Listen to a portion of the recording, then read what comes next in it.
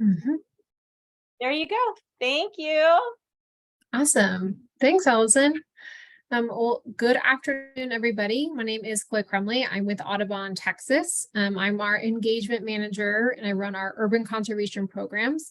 And I'm going to be talking to you today about lights out. Now, just a caveat, experience is from a North American perspective and from Texas and kind of our Western hemisphere. So if you have questions beyond that, I'll do my best to answer them. But this is what the presentation is going to focus on, more of a North American and South American aspect of it.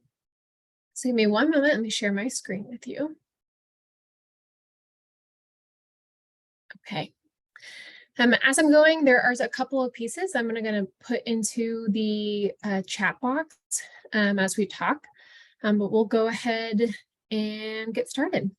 So Lights Out is a program that is really a nationwide effort to reduce light pollution in order to help our feathered friends migrate every spring and fall.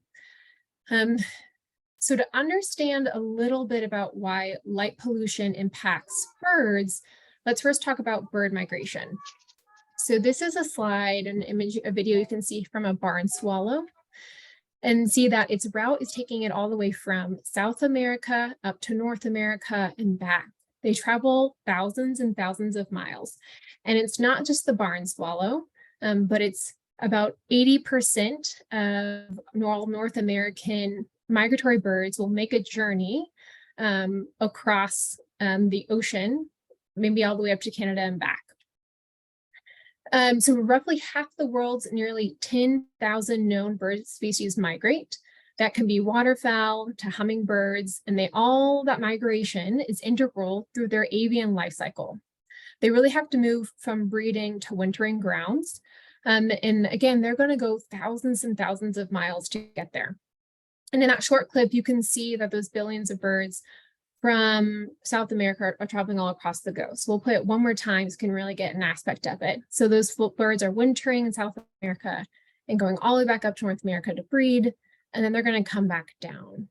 That is quite a journey, if you ask me. I've never flown that far on myself, but it's hours and hours of time for them to do that. And let's make sure we get over here. So these migratory birds are often flying at night. So I'll make sure, I don't know if y'all can hear that, but this is an image of birds in the Baltic Sea, and they're landing on a shipping boat, and they are flying across the ocean, getting from their migration path. It found spotted lights from this boat and are now landing on it to rest. This is also just to show you that we don't often see birds migrating, because they are migrating in the dead of night, and they're migrating often at heights that we can't see with the naked eye. So this is an image of kind of what that might look like. So migratory birds are often traveling at night. And again, about 80% of all North American migratory birds make their journey at night, one, because they have evolved to travel when the wind currents are smoother and in low light conditions, so they can utilize the stars and celestial bodies to orient themselves. So again, they're really navigating with the night sky to make sure they're on their path going from, again, South America all the way to North America and back. So quite a feat, again, if you ask me, for them to be traveling just by our stars and our celestial bodies. In birds, if they're utilizing the night sky and our stars and our celestial bodies to orient themselves when they're traveling those tens of thousands of miles, then of course, and unsurprisingly, light pollution will then negatively impact their journey. Light pollution will first reduce the visibility of the night sky, so birds then can no longer see and use the stars to navigate. They can become disoriented and fly off track, which then becomes dangerous because on that thousands of miles of journey, they really need to be they tend to stop at specific locations to rest and to refuel. And so if they're pushed off their track because they lost their course due to light pollution, that could harm them. Secondly, light actually attracts birds. Same thing as a moth to a light. Birds will be attracted to bright lights. So when they're coming up onto urban areas, and they tend to pull towards those urban areas, there is research and studies that show that even the same building, if you have on window lights and even lights shining down onto windows on the same line or aisle of windows, if there are no lights shining, birds tend to collide on the building just where the windows are lit up. And so really seeing they are attracted to those lights and will then collide into those buildings, or they'll become exhausted and land in urban areas where they're not supposed to or didn't plan to end up in, and then can face threats such as cats or, again, building collisions when they take off the next day. Many of our downtown buildings have reflective windows that look like they're reflecting the skyline or trees nearby. And as smart as birds are to fly thousands of miles across the hemisphere to get them from breeding to wintering grounds, they don't notice or can't see the fact that there are the difference between a window and the trees, and so they'll collide into those trees. So we know that there's actually 1 billion US bird deaths occur annually from collisions with buildings and structures. So 1 billion birds will die annually just from building collisions. And that is our biggest threat and concern with light pollution and our migratory birds. So while both urban areas and rural areas have light pollution, our biggest really concern is going to be these urban areas where we're going to see the most light pollution from these buildings. And often bird strikes don't happen. Mainly they happen between like the 3rd and 5th floor or stories. So you don't have to have the tallest skyscraper to cause the biggest incidents, but those urban areas are where they're attracting most of the birds, and we're seeing a lot of light pollution. So here is an example. I wanted to give some background about fatal bird strikes that have happened. And this one specifically is in Texas.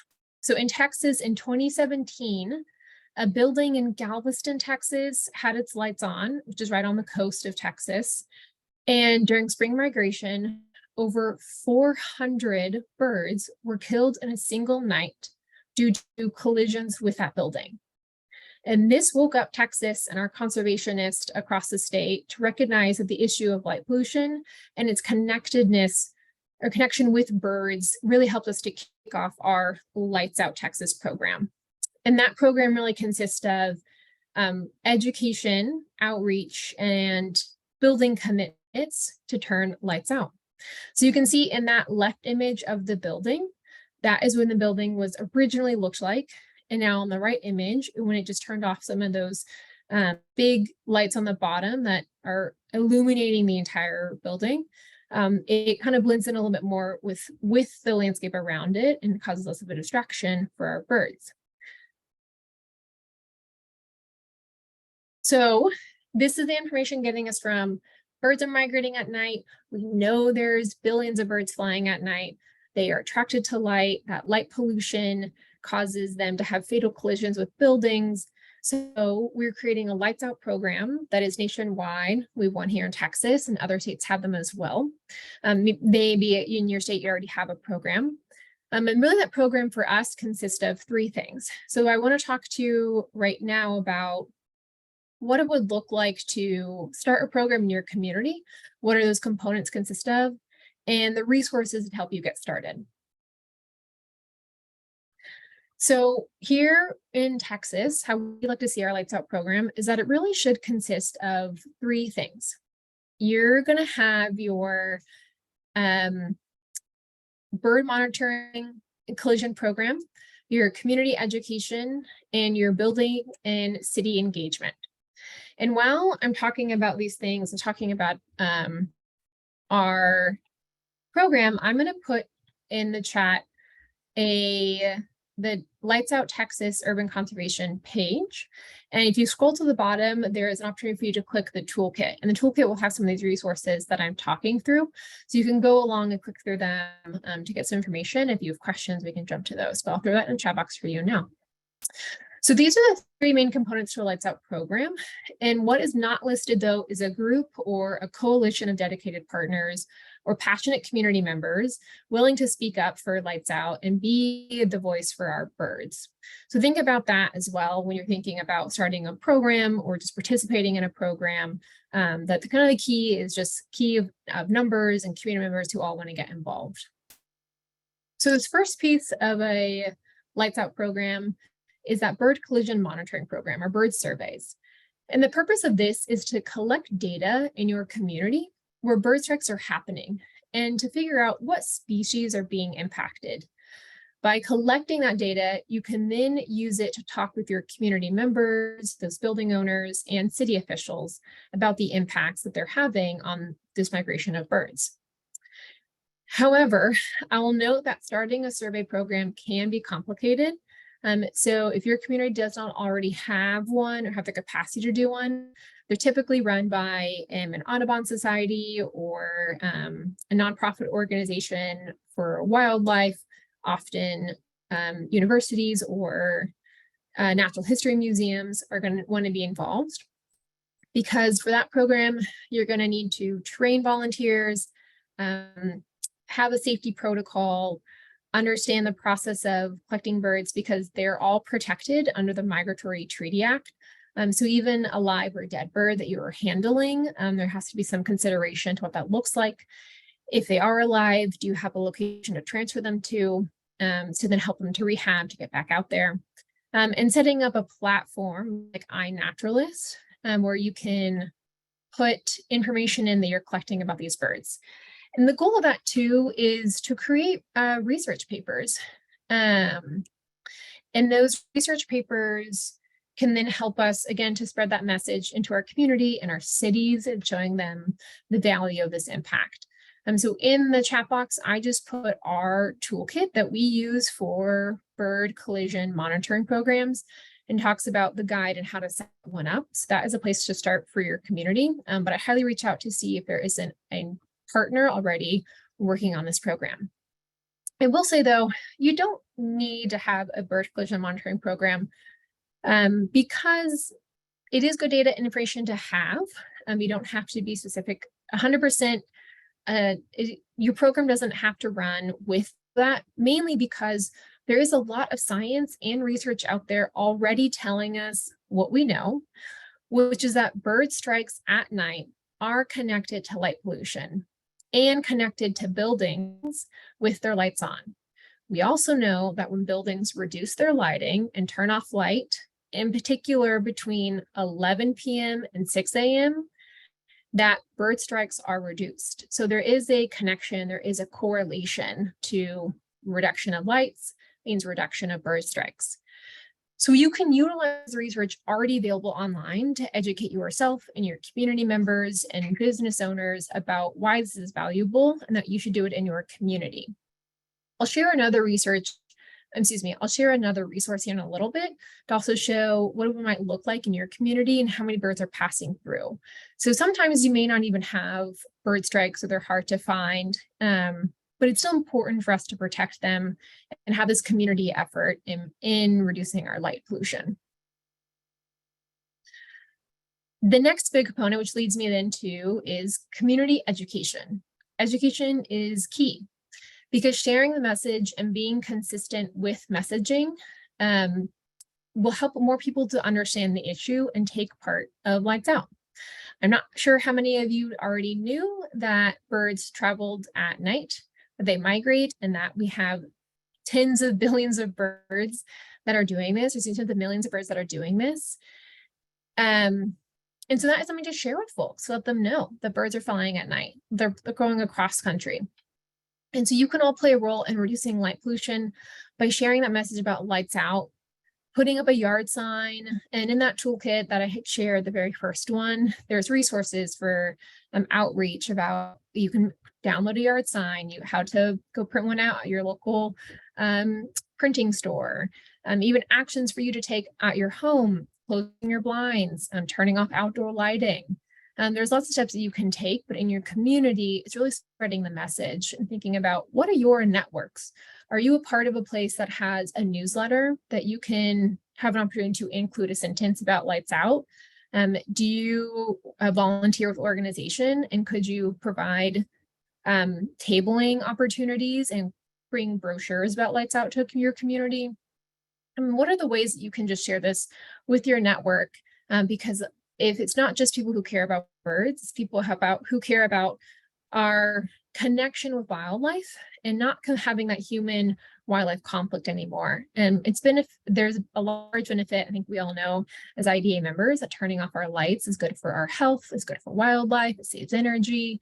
So thinking about how it also connects to one of the greatest migratory paths for birds, and that amazing migration to talk about is just another reason why we should turn our lights out.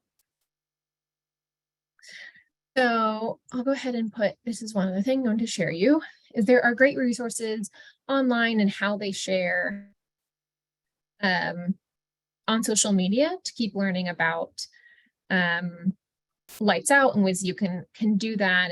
And I love that link from BirdCast. They're a resource I'm going to talk to you more about in a minute.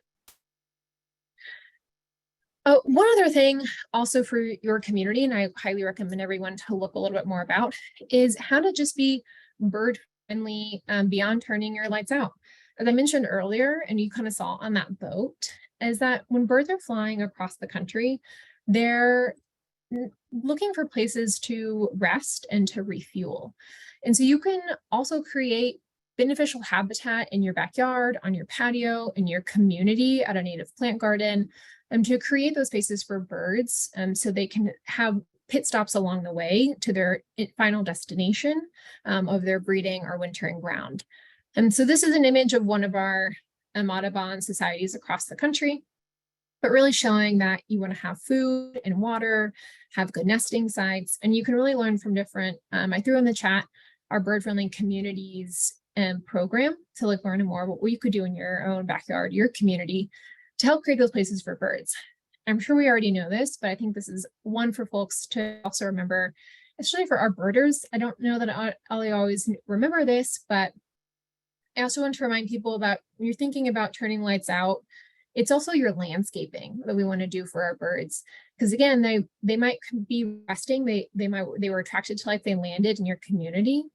And if you have lights on landscaping on those trees, you could really disrupt birds and their breeding process. If it's springtime and birds have come into your community for their final breeding place, you don't want to also disturb them. So thinking about, you may not just be a resting location, you may be a final location for birds. So thinking about how you can help them, not just through their journey, but where they're staying.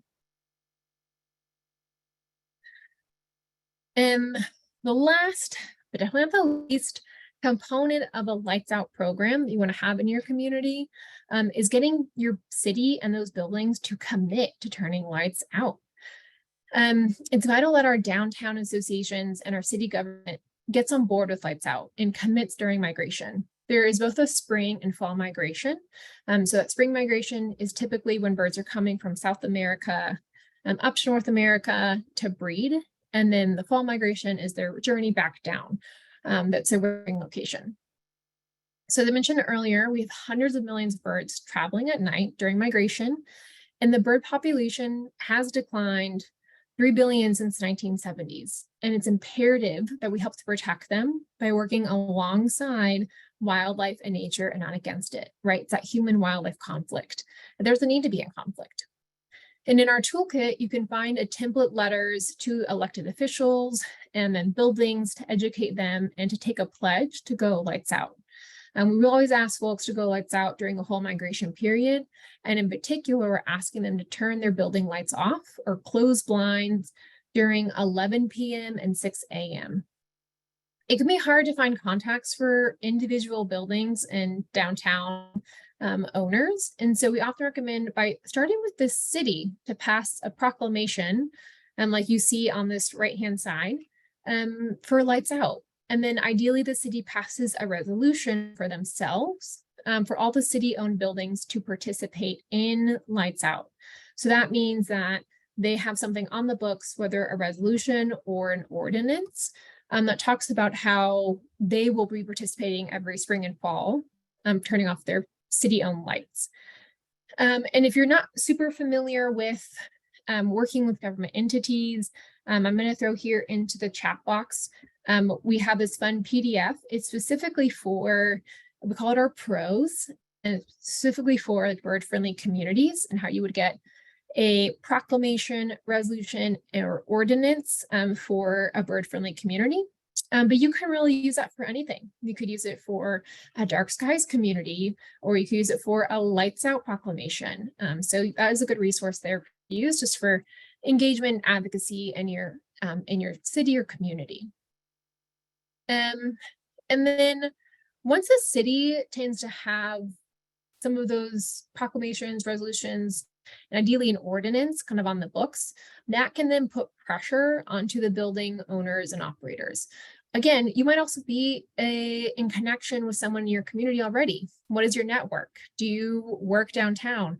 Are you a part of a professionals group? Are you a part of the board of an organization that works downtown? Maybe you're a part of the Downtown Alliance in your community.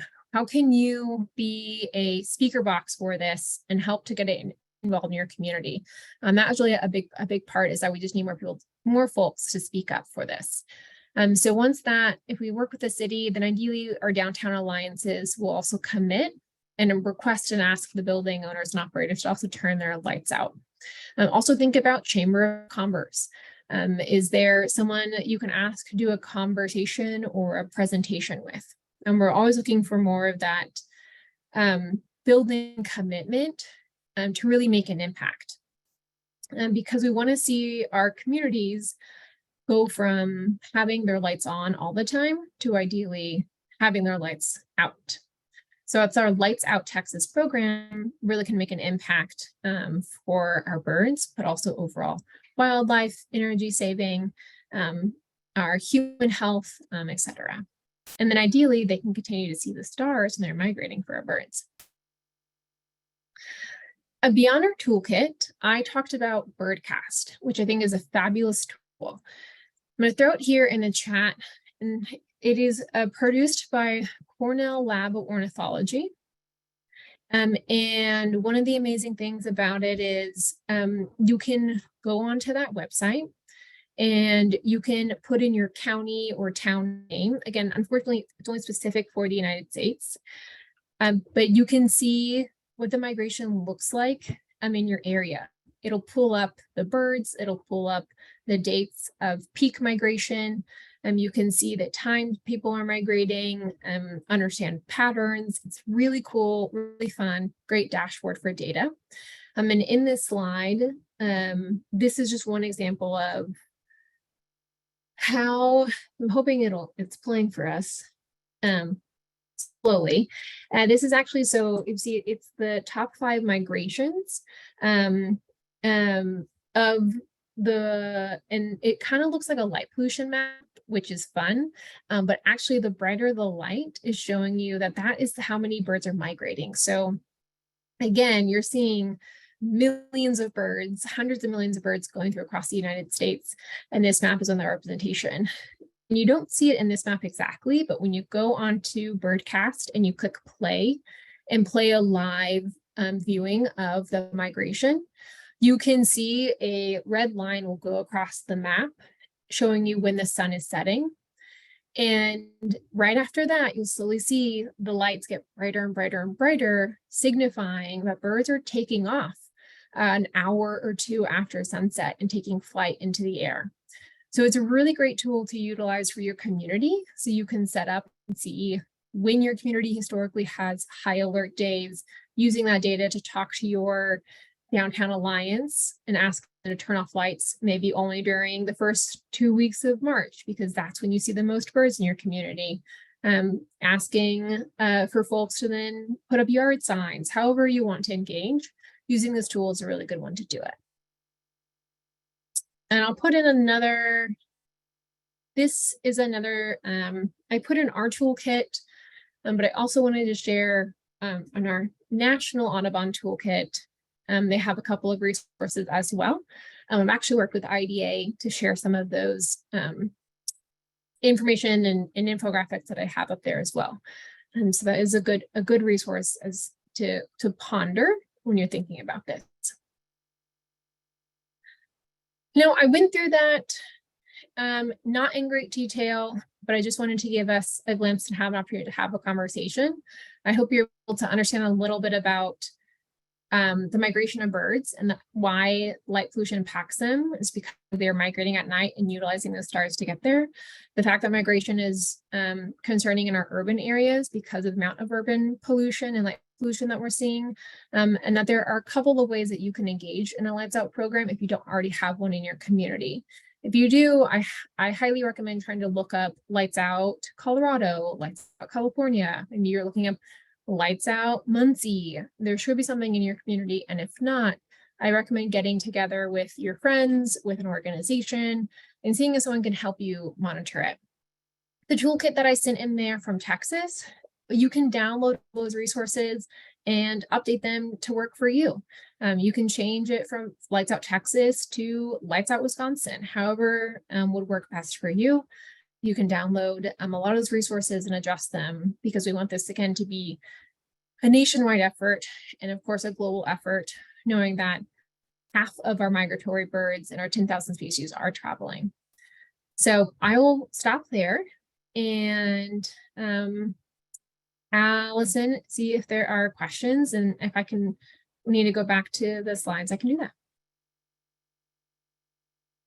So I think the response to are there questions is, oh boy, howdy, yes. So I'm very glad that you left a lot of time for questions. I'm really excited about all the questions that we have. So the first one that I saw was Sophia asked, has anyone studied at what level of light pollution, i.e. can't see the stars they need, causes navigation disorientation? That is a good question, and I don't know an exact answer. But what I plan to do for this is to give Allison all of the research papers that we do have. And I will say my background is based off of political science, and so I don't have a strong science background for the research for, but I will ask some folks and see if we can't ask our Cornell Lab of Ornithology to see if they have some of those papers to give us understanding what level light pollution is our biggest concern. Okay. I'm going to jump to a more recent question really quick because I think Ray brings up a great question. So obviously Audubon, Texas, you're going to have mainly US specific information. Do you have areas that you can point people to for around the globe? Like Ray asked about Europe, but I know that we have some people from Nepal and from South America here. So where do we point them to? Yeah, absolutely. Well, I hope that the information that I gave was still general enough that it could be replicated in any other community or continent. We don't have immediate, not to my knowledge, there are immediate resources for other locations. But that toolkit I sent in there is all that information can be downloaded and adjusted. So if you're in Europe or in Nepal and something that you still have concern for lights out, you can utilize any of that data. It doesn't have necessarily mean that the only impact is coming from Texas. The research that I talked about earlier, some of those buildings, that was from Chicago and New York and Colorado and actually Michigan. And so utilizing that, it's not, I guess what I'm trying to say is that it's not just particular to the United States. We know that, again, migratory birds are happening across the world. And I would just think about looking at connecting with a local ornithologist in your country, looking at universities that have biology programs, seeing if they'll help to work on some of this, because they might already have research and data out there around lights out. So those are some of my best recommendations if you're not here in the US. All right. So then Peggy had asked, what is the most effective prevention of bird strikes for private homeowners? So people with picture windows, or even like small offices. We had a bird strike at the Dark Sky International office like a few weeks ago. And thankfully it was just like 2 birds and they recovered, but it was very traumatic. Absolutely. I love that question. So one of the last links that I put in there was about bird friendly communities. So if your bird strikes are happening during the day, it's most likely because the way that your glass is reflective. If you go outside and look at it, it's probably reflecting the skyline. And so birds, again, are as smart as they are confusing that. And when they scatter from trees, they're crashing into those. So there are really good resources, and I recommend looking at that link. There, we scroll down to the bottom, it says bird-friendly buildings, and you can click it, and it shows you a variety of resources and opportunities to put up bird-friendly stickers on the glass. So they help, it kind of disorients them and has a better, it's not just the looking at the tree line. And then you also do UV paint on some of your buildings. It is even closing your blinds if you're happen to not be home that day, or you know that there's like a lot of reflective off that window, you can shutter your blinds, and that's actually really beneficial. It's really the light that's coming off of that is the issue. But that bird-friendly communities link has a plethora of resources. I also say American Bird Conservancy, they have really good resources as well about bird strikes. So if they're happening during the day, look at how you can adjust your windows with some of these stickers, UV paint, or closing your blinds. If they're happening at night, same thing. It's a light issue. And so you're going to want to turn off your porch light, and you're going to want to close your blinds. Birds again are migrating mainly between 11 p.m. and 6 a.m. And so you're going to want to if you happen to have really big windows in your home, turn your lights off or close those blinds, and that can be really beneficial too. Okay. Hi, Chloe. I'm going to jump in if that's okay. Stephen Hummel Please. from McDonald Observatory out there in Texas, West Texas. He asked, is there something that the Audubon Texas is involved in more specific, towards lighting practices for permanent lighting or year-round practices? Because lights out is only during migration periods, but do we try to push for more responsible outdoor lighting for bird migration, wildlife conservation year-round? Yeah, absolutely. So I think this is a great point for just general IDA and light pollution. We know that light pollution is an impact to wildlife and human health year-round, and so this is at least for Audubon Texas program, ours is a step process. Right now, we've had our program since 2020. So it's been about 3 years now that we've been really encouraging buildings and communities to turn lights off during the fall and spring season. But the goal and our next step for the milestone is that having them do that year round, right? It's kind of silly to come back and say, hey, it's that time again of the year, turn your lights off. Versus between 11 p.m. and 6 a.m. I don't know that people are needing to have their lights on in your building or your skyscraper. It's really trying to get that as a consistent effort, that it is year round, and that moving from a proclamation, which is kind of really a nice announcement from communities, and moving it over to a resolution or an ordinance to say that this is a rule on the books and that we're going to do this, and that we've all agreed upon it by the city and our community members want us to do it. So we are working towards those efforts to see this as a long-term year-round component, and trying to work with more partners like IDA and others who are on that front as well. All right, well, I'll ask the next one. Michael and I are going to be tag teaming the questions from so Sharon asked a really great one. One of our biggest challenges is always street lighting, headlights, all of sort of what comes with being on the road. And so she wanted to know, is there information about how street lighting in urban areas contributes to disorientation, especially during migration? And what efforts are the various Audubon societies taking to kind of talk to your local and the national DOT, or Department of Transportation, sorry, trying to eliminate slang, but also what can we do to continue that momentum? Yeah, that's a great question. I'm actually going to I deleted this slide, so give me a second so I can pull it up for y'all to see it.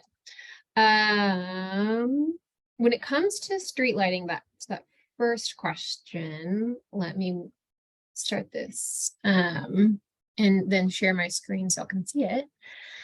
When we're thinking about migrating birds, they tend to fly at a height higher than what would really be impacted by headlights and street lights.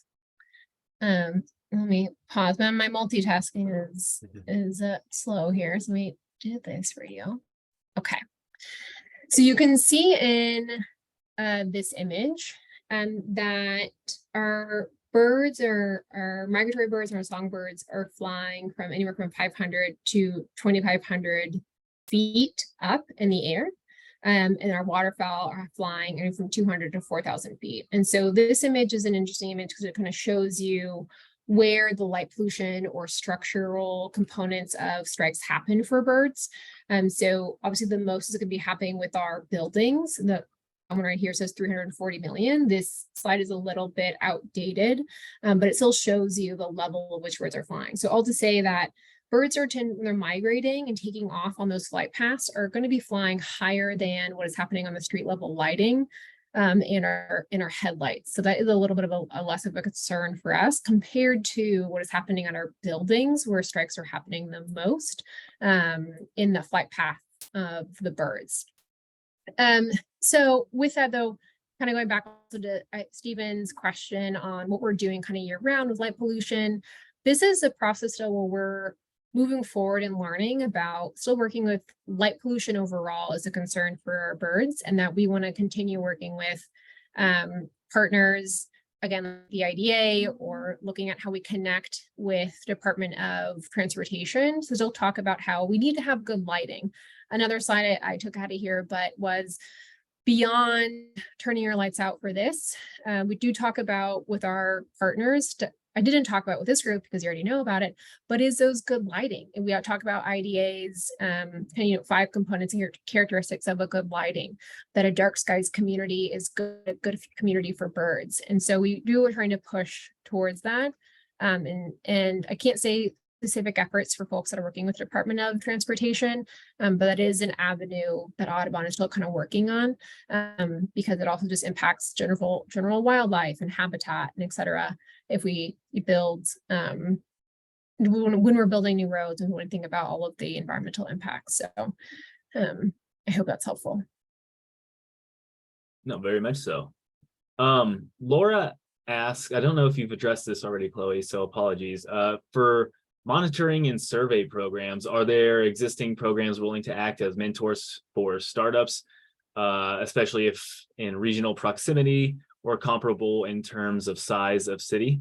So yeah, mentorship programs to kind of help people start on lights out programs in their areas.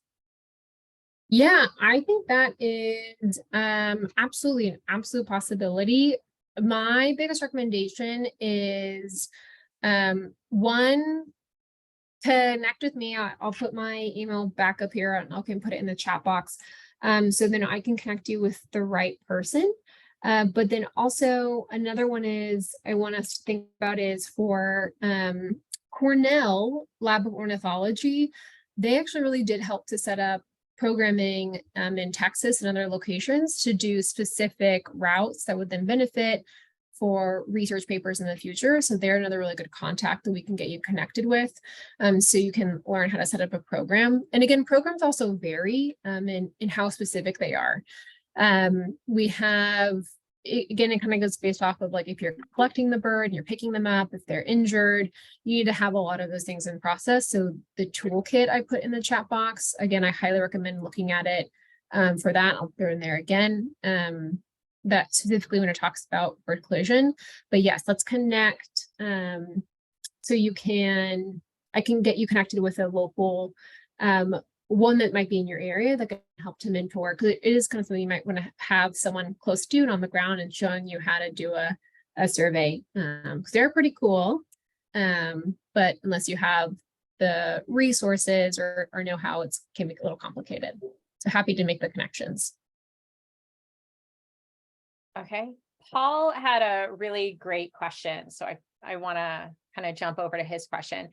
Do you get pushback over the lights out slogan from those concerned with nighttime safety? Isn't it better to suggest night-friendly outside lighting along with preventing light from escaping windows rather than to turn off all the lights?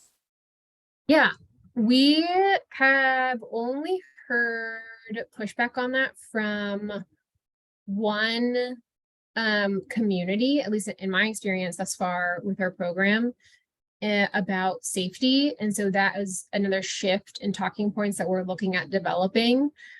And I understand about best practices for down lighting. And I just want to say that the difference is a little bit for the lights out program. And again, going back to that slide I had originally, is it's where the birds are flying is kind of the concern. Overall, we want reduction of light pollution because of the light pollution dome that's happening. They'll still be impacted. And that was a good question at the very beginning about what level of light pollution is causing the most concern. I think it's going to be different for the birds. I hope there's research out there, because now I'm curious about at what level of height the birds are flying. Are they being impacted by light pollution depending on how high they're going? Are they less impacted on how low their flight path is? So that is a really good question I'm curious to learn more about. So overall light pollution reduction is the goal. But right now for lights out, we really just want to, I think our messaging is around those buildings that I also showed, and I can show that slide again, of how much reduction that takes when those lights are out in those major buildings that are causing bird collisions. So that is not where I'm wanting them to go. So you can see in this image, it's Allison, can you see this image of Dallas? Okay, great. I just want to make sure. So in this image, this is an image of Dallas with building lights on, and when they had turned their lights off for a recent issue with our lighting grid, but it can really show this is a huge impact, and that they can actually turn their lights off in those buildings, in those skyscrapers. And for, again, us in Audubon, the biggest issue is those birds are colliding into buildings. So it's not just closing off blinds or having good lighting on shielded lighting. Some of that lighting has to be turned off. We do talk about, and in the toolkit, there is we add a note saying, if you are concerned about safety, then we'd say reduce all lighting or turn off lighting beyond essential lighting. So if you need essential lighting for your building, whether it's obviously stairwells or your parking garage, et cetera, then we do encourage to have those on. But overall, asking of buildings to turn their lights off. But there is a note for safety, if that is a concern, to at least then have good down lighting.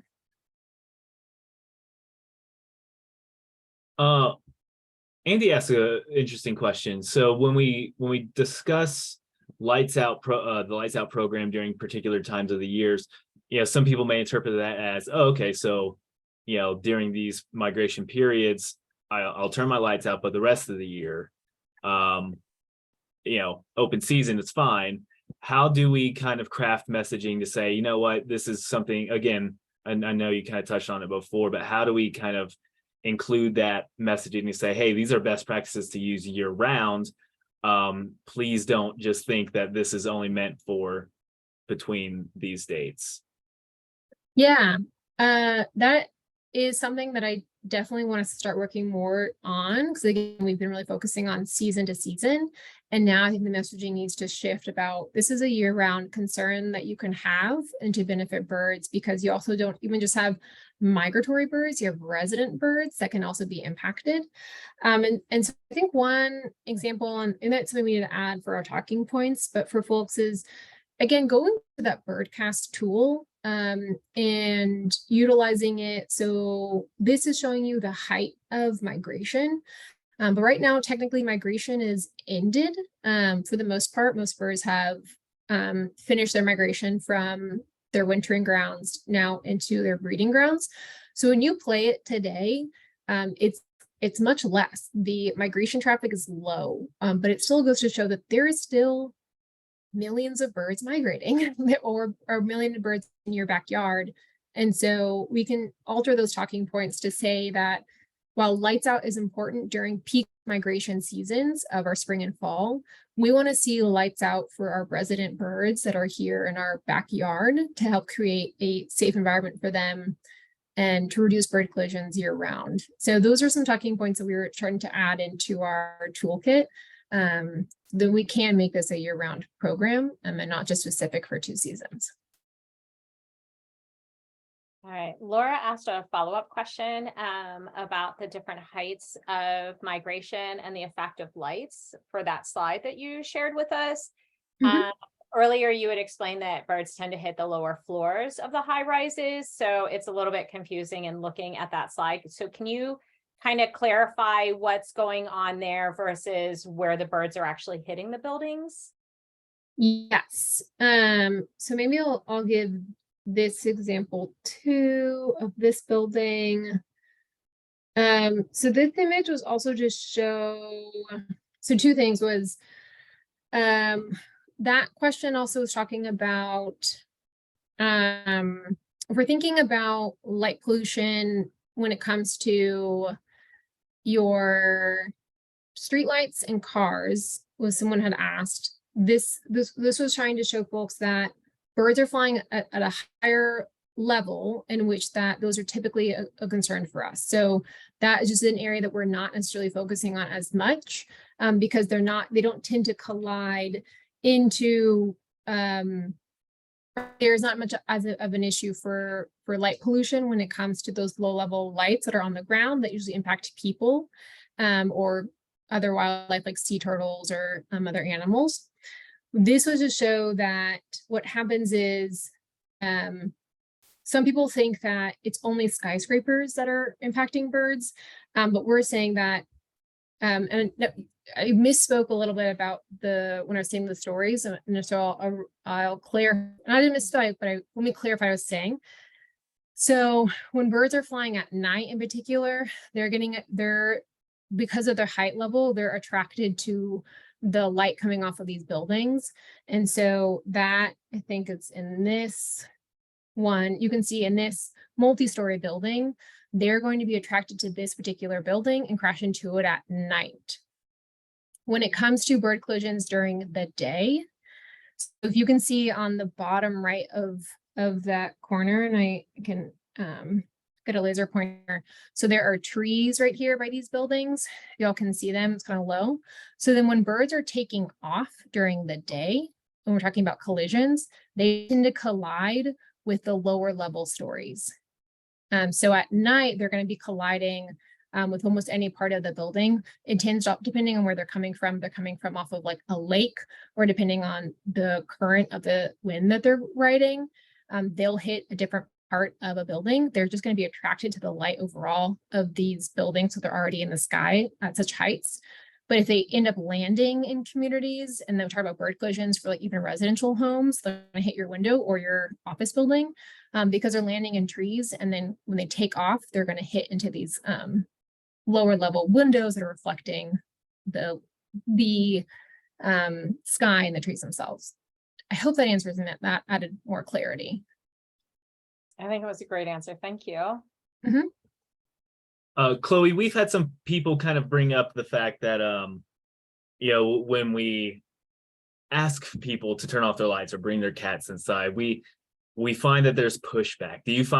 Have you experienced pushback or resistance from folks feeling that you guys are telling them what to do? And if, they come back at you with that kind of mentality, what do you say? What do you say in response to resistance? Mm-hmm. Yeah, good question. I feel like truly,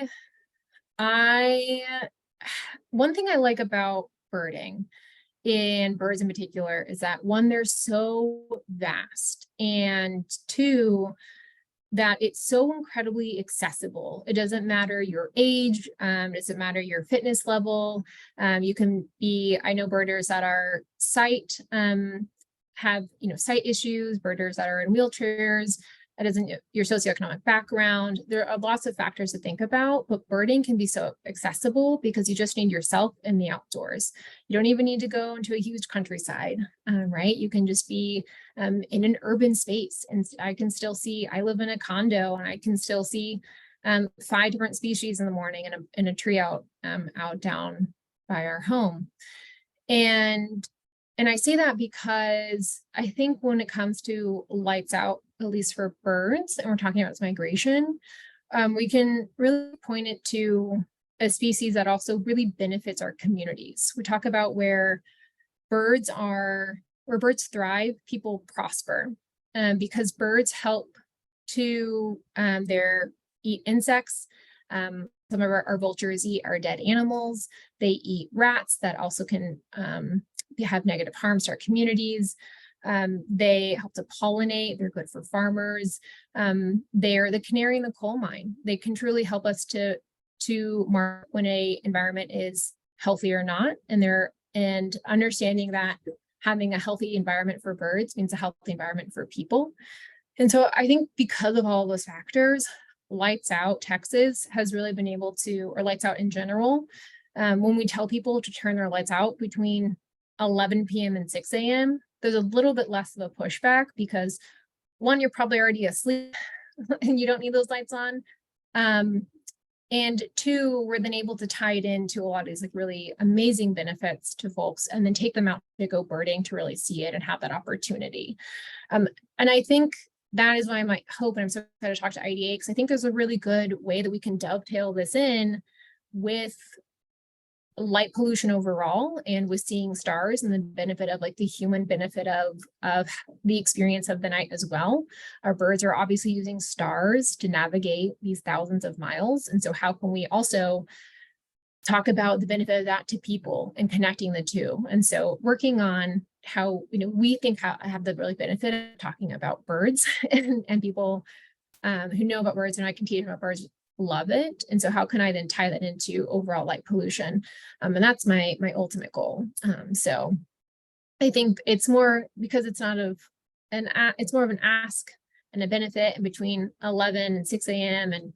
and you can get people involved to come out and to do birding surveys and all this other good stuff that they see the immediate benefit of it. And I think that has really helped us. I know that's not always the case for some of our Lights Out programs, but that's where we fall in it.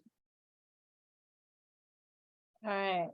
We've had a bit of some questions about LEDs, especially. So are there any discussions or studies regarding the level of LED intensity and what we can do to encourage, cutoff of the fixtures? Yes, there has been a little bit. So someplace we're diving into more with the Cornell Lab of Ornithology, mainly because right now we only have anecdotal evidence. We don't have research to back this up. But even so cities, I think I mentioned earlier, like Chicago or New York, or some places in Colorado that have really committed to Lights Out and might have a Lights Out ordinance on the books. Those buildings that have shifted to LEDs, anecdotally, the communities are brighter than they were before.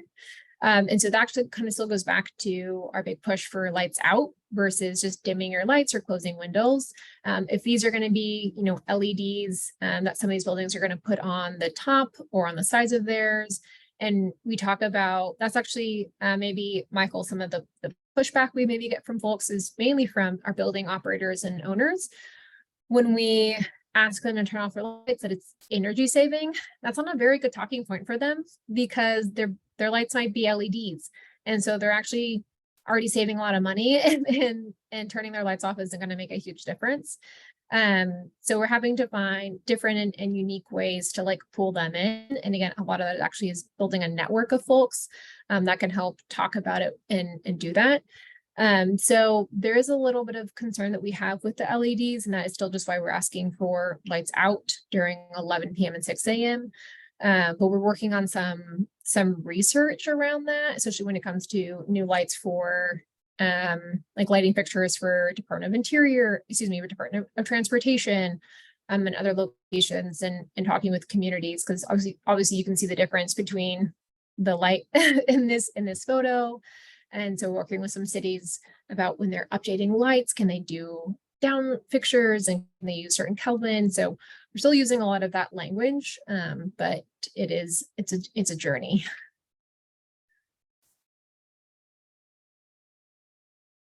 Let's see here. One last question. Jane asks, is there data in about coastal migratory bird collisions via inland? She's asking because the Santa Cruz City / county has a building boom due to new California legal housing quotas. Development is close to coastline, river, and open space, which is in the Pacific Flyway. Yes, that I will double check to see if I can find an official research paper for you. But my first two thoughts are, yeah, that's actually a large concern because in that some of those maps that I was playing earlier, you can see obviously birds are coming off of the coast and their large collisions are going to happen on our coastlines first. So this is this collision with this building. Galveston is on the coast of Texas. And we saw 400 birds hit this building in a single night.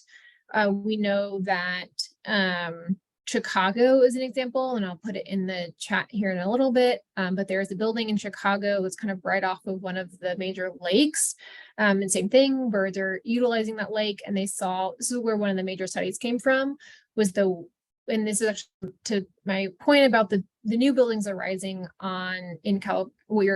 in the area you're speaking to, is that even if you have new buildings, it really is about the building's lighting.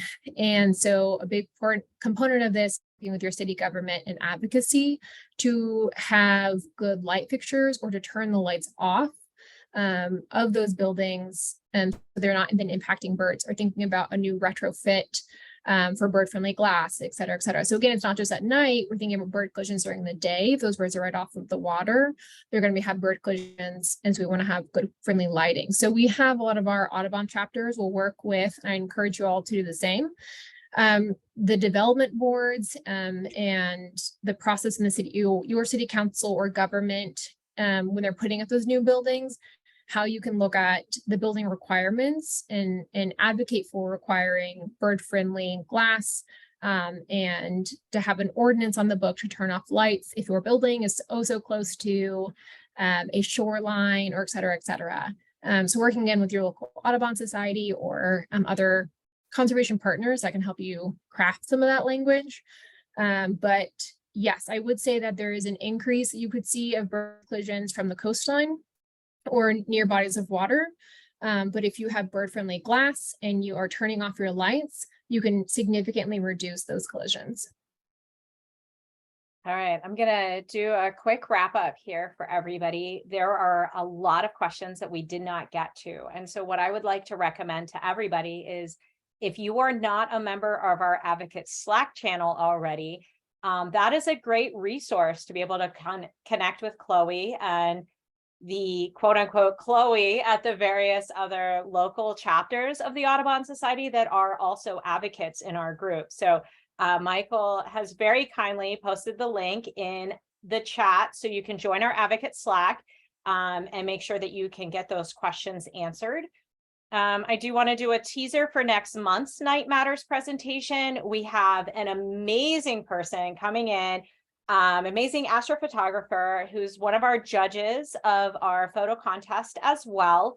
Her name is Parisa. I cannot wait to see her astrophotography. I hope it is just as awesome as Chloe's presentation on Lights Out programs. I hope that everybody really enjoyed what they saw. If you have any feedback, please feel free to send that feedback to me as well. Since we are still, in the first 6 months of this program, I'd love to have your feedback. And with that, I want to thank everybody for joining us and for being so engaged and asking so many wonderful questions. Yay. I had a great time and I learned some questions. I think you don't know what you don't know. And those are really good questions that I learned from that I'm also gonna brush up on myself so I can have those answers for the next time. Yeah, and Michael did kindly point out the one closing comment that I did not make is we always record these We do send out a recording to everybody as well, and I will send out all of the resources that Chloe very kindly included for us. All right.